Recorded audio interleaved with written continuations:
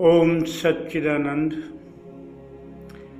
स्वप्न अवस्था, तेजस अवस्था।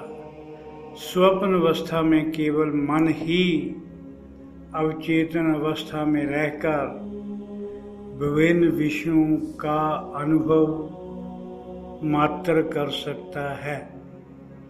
स्वप्न अवस्था में केवल मन ही अवचेतन अवस्था में रहकर विभिन्न विषयों का अनुभव मात्र कर सकता है, कोई क्रिया नहीं कर सकता। स्वप्न अवस्था में स्थूल शरीर कोई काम नहीं करता।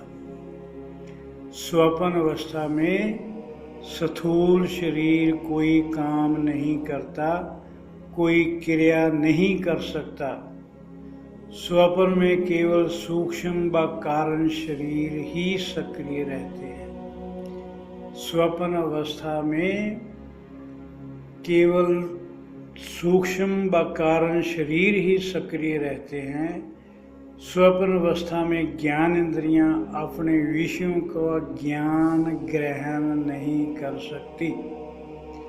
स्वप्न अवस्था में ज्ञान इंद्रियां अपने विषयों का ज्ञान ग्रहण नहीं कर सकती। ज्ञान इंद्रियां 5 बताई, 5 ही इनके विषय हैं और स्वप्न अवस्था में जो उन विषयों का ज्ञान प्राप्त नहीं कर सकते।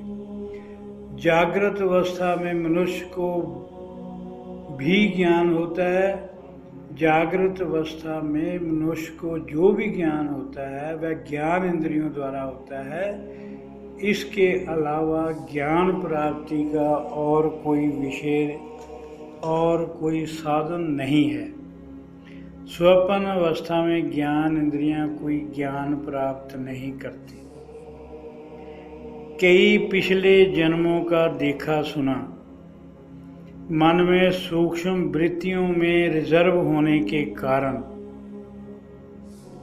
पिछले कई जन्मों का देखा सुना मन में सूक्ष्म वृत्तियों के रूप में रिजर्व होता है और मन में रिजर्व इन्हीं सूक्ष्म वृत्तियों के वासनाओं के कारण निद्रा काल में स्वप्न देखे जाते हैं।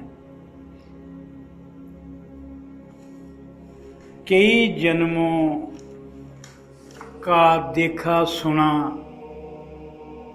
मन में सूक्ष्म वृत्तियों के रूप में रिजर्व रहता है। मन में रिजर्व इन्हीं सूक्ष्म वृत्तियों की वासनाओं के कारण निद्रा काल में स्वप्न देखते हैं। इससे ही स्वप्न अवस्था कहते हैं। स्वप्न अवस्था में स्थूल शरीर निष्क्रिय होता है। स्वप्न अवस्था में स्थूल शरीर निष्क्रिय होता है। केवल सूक्ष्म शरीर व कारण शरीर ही सक्रिय होते हैं, जबकि जागृत अवस्था में तीनों शरीर सक्रिय होते हैं।